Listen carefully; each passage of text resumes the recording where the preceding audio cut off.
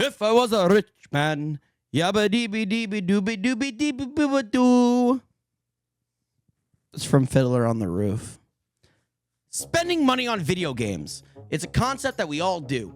We all go to the store, we all hand them $60 fat ones, and we get a brand new AAA Sony, Nintendo, or Xbox game. And that's the deal. The deal was $60, brand new piece of shit game where an indie game is probably better and it only costs like $10 to $20.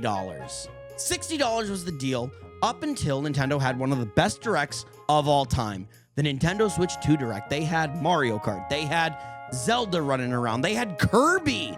And they had a new Donkey Kong. It was amazing. It was one of the best presentations I could have ever hoped for. And then Twitter saw the prices and they lost their minds. The console is $450. And I think people are like upset about it, but they're not. There's like other things to be mad about. It was the game prices that people were losing their minds over. Twitter lost their minds with tweets like, "I'm gonna be real, chief. Moms don't give a shit about development costs and gameplay longevity.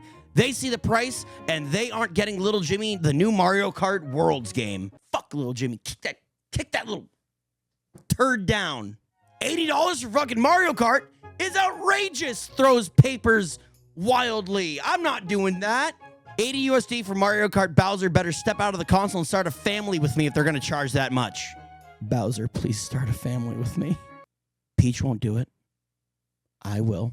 These tweets are mad about an $80 Mario Kart World, but I think it goes deeper than that. They're mad that game prices are rising in general. $80 sends a message, and it sends a message to the entire video game world. There are a couple things right now I want to address in this video that will change it dramatically. Number one, I'm American. All my price talk is going to be American. I'm not going to talk about England. I'm not going to talk about Japan. I'm talking about America. Number two, there's a big question mark on the prices of everything still because the pre-orders are still delayed in America as of the time of recording, and they're also delayed in Canada because of political things like tariffs. And judging by how the tariffs go, it could either stay the same price or prices could be higher. I don't ever see them going lower. It also does have a $450 version and a $500 version that comes with Mario Kart, making the $80 game $50, quote unquote. Girl math, kind of. But still, that's a lot of money to drop on a video game, a luxury item, something meant for entertainment. And what I mean by that is we're gonna have to jump in at my nifty time machine I have back here. We're gonna South Park walk into it, and we're gonna travel back to biblical times. 2020. We're going all the way back to the launch of the PS5.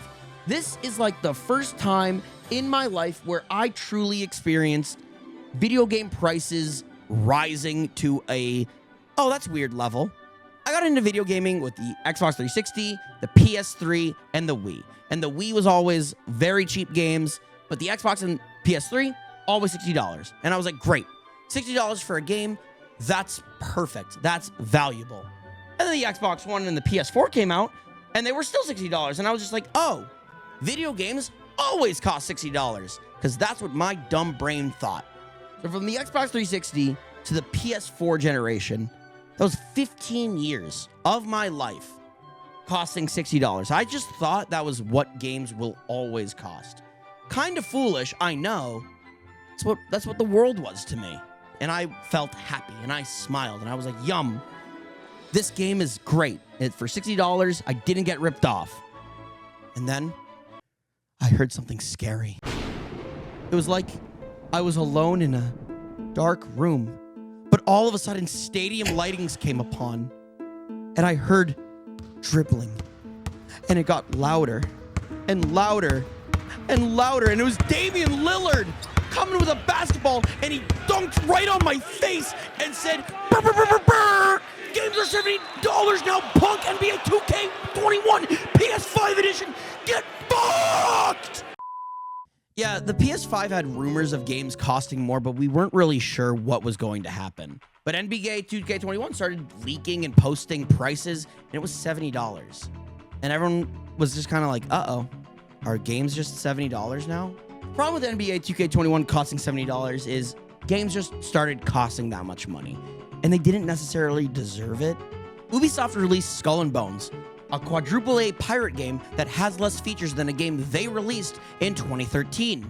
Starfield, a game that is so boring and so empty. I'm confused that Bethesda forgot what made them so good with Skyrim and Oblivion.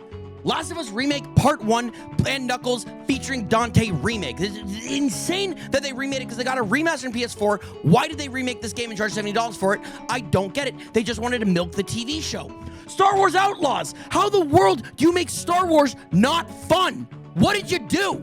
Make Star Wars fun. Suicide Squad Kills the Justice League. A complete and utter misstep that doesn't work. The game is bad and boring and dumb. And lastly, Concord. $70 game that doesn't even exist on the goddamn marketplace anymore. They deleted it. They shut down the studio. Everyone lost their jobs and the game's just gone. I really don't like spending $70 on games that are garbage. And we had these prices in video game land since the PS5 and the Xbox Series X and Series S released. Until April 2nd, 2025. The Nintendo Switch 2 Direct, and we find out the console is $450 and the games are $80.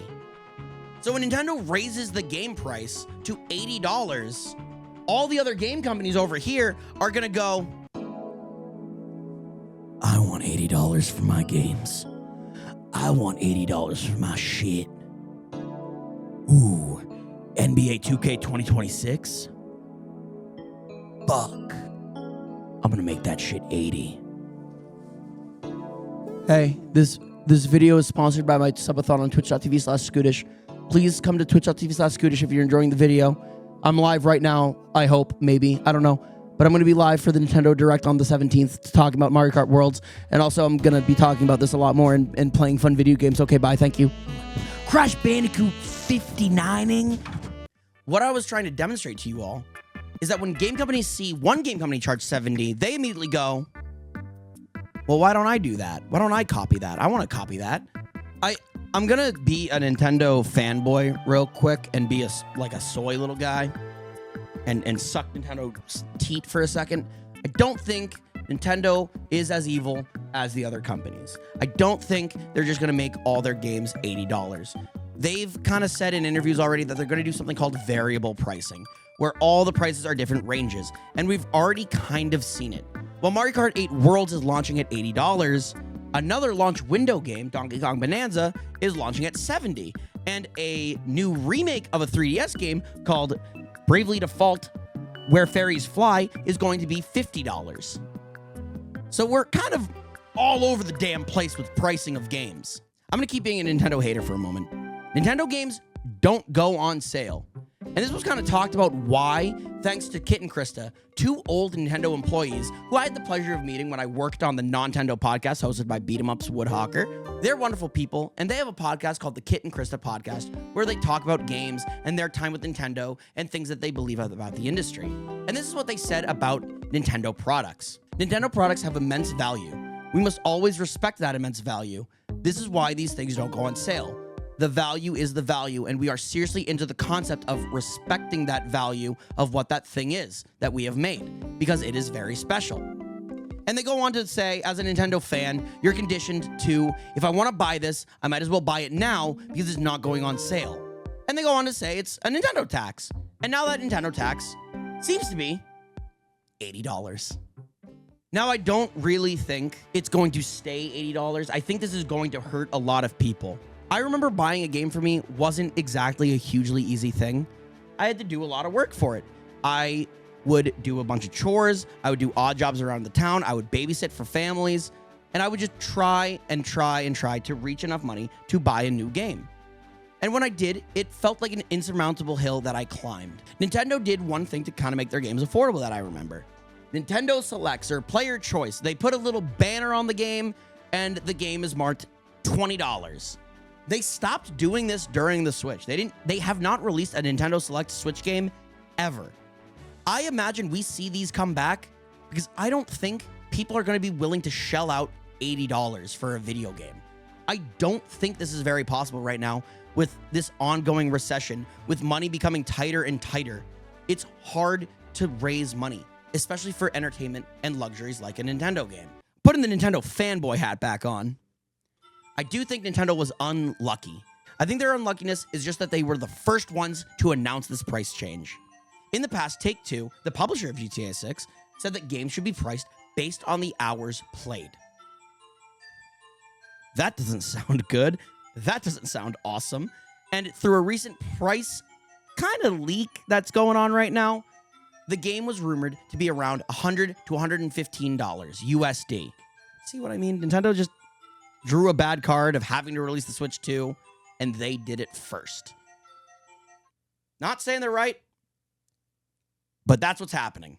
We need to vote with our wallets now more than ever. It is hard to buy video games. It is not easy. We live in a world where prices are going up and our wages are not rising as well.